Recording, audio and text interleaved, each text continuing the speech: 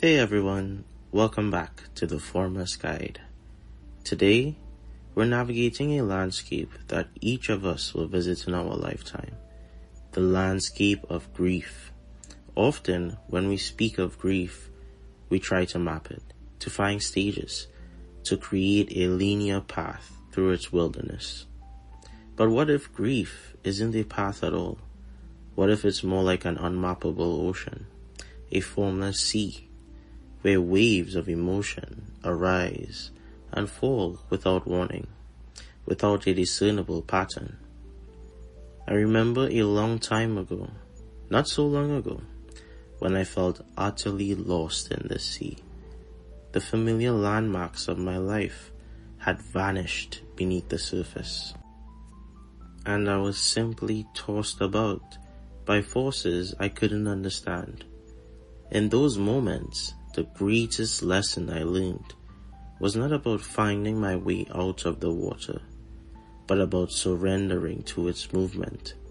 It was in the act of floating, of allowing the waves to carry me, that I found a different kind of guidance. This episode isn't about telling you how to grieve or how long it should take.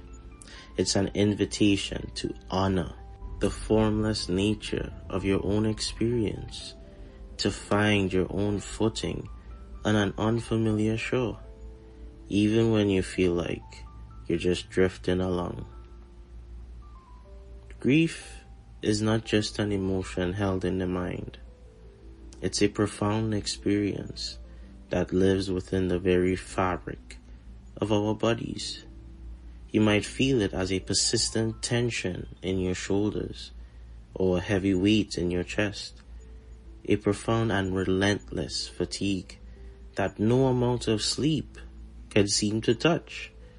For many, grief manifests as what we call a broken heart, a deep physical ache that almost feels unbearable, or perhaps it's a hollowness, an emptiness that resonates in the absence of something familiar.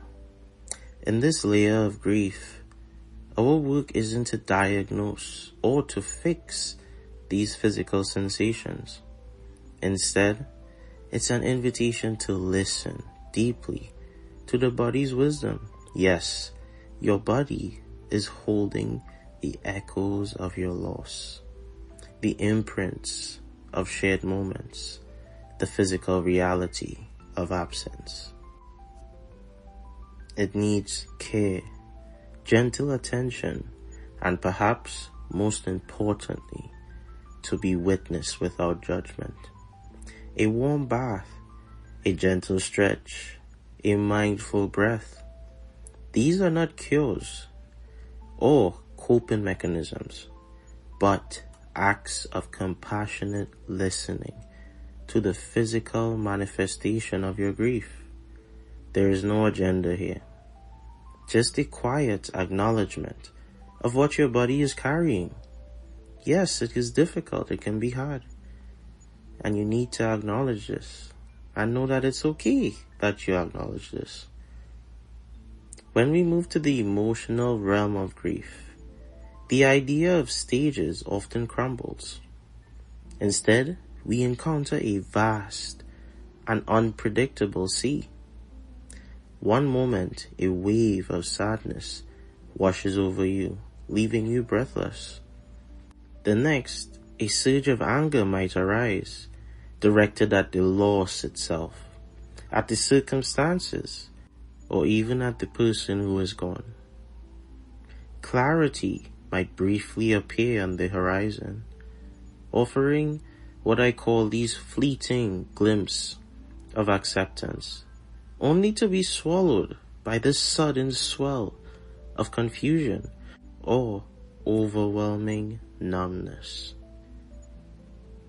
Trying to chart a course through this emotional sea can sometimes feel futile. The waves of grief obey no linear progression. Our guidance here is to grant yourself permission to feel whatever arises without resistance, You cannot control the tides of this inner ocean, but you can learn to float. Allow the feelings to move through you, acknowledging their presence without clinging to them or trying to push them away. Each wave, however intense, will eventually recede. Your task is to simply ride them, to breathe through them, knowing that this too shall pass. Even as another wave inevitably approaches, because this will happen.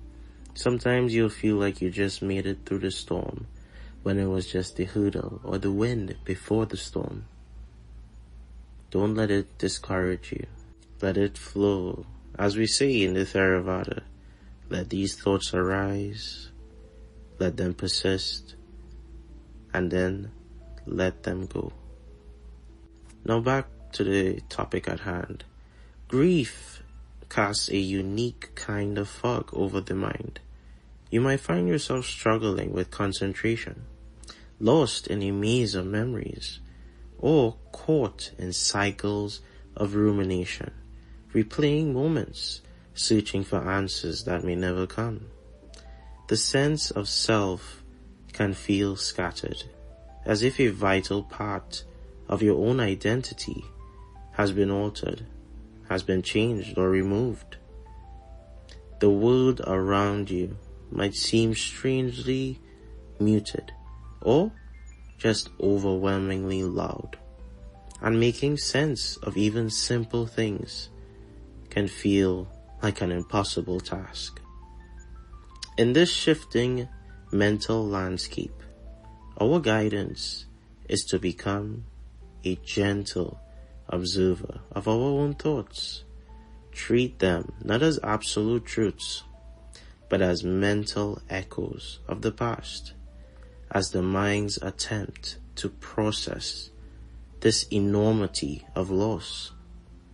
Practice witnessing these thoughts from a place of stillness without getting carried away by their currents. Just as you would observe clouds passing in the sky, observe your thoughts. Recognize the mind's effort to make sense of the senseless, and offer yourself compassion for the confusion and disorientation you may be feeling. Find moments of quiet where the mind can simply rest, even if it's just for a few breaths. Perhaps one of the most profound impacts of grief is the way it can sever our sense of connection. We may feel isolated, adrift from others, disconnected from our sense of purpose, or even from a belief in a higher power. The loss can feel like the ultimate act of being untethered, leaving us questioning everything we once held true.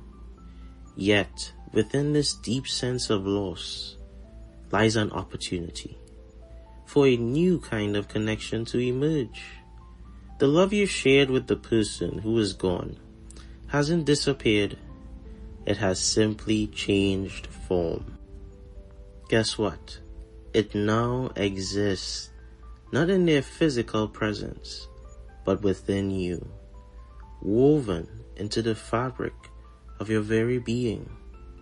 Think of this love as the foundation for a new shoreline.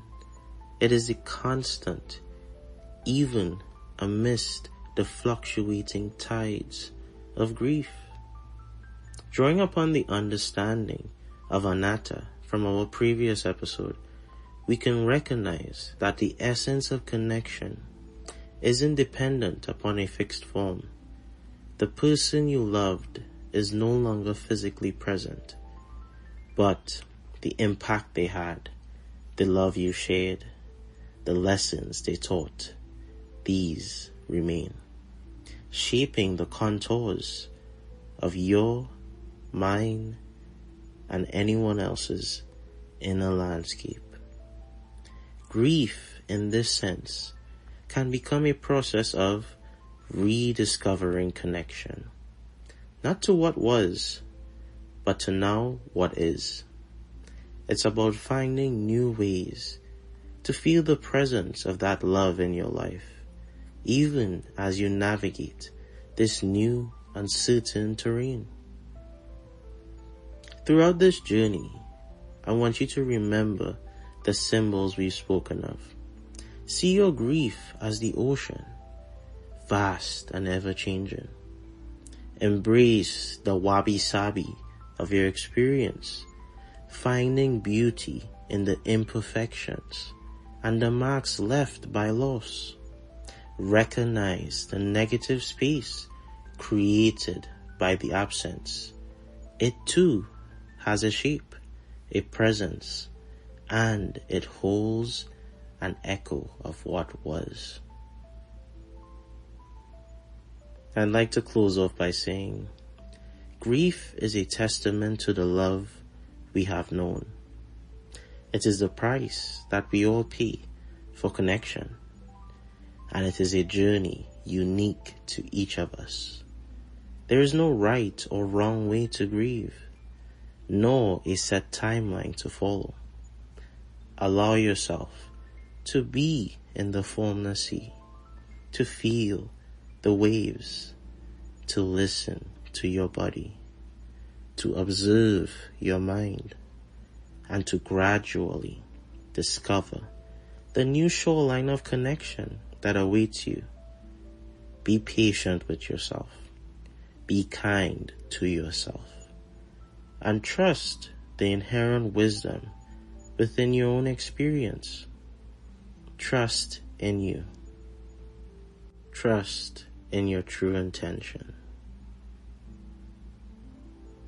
This is your Formless Guide, signing off.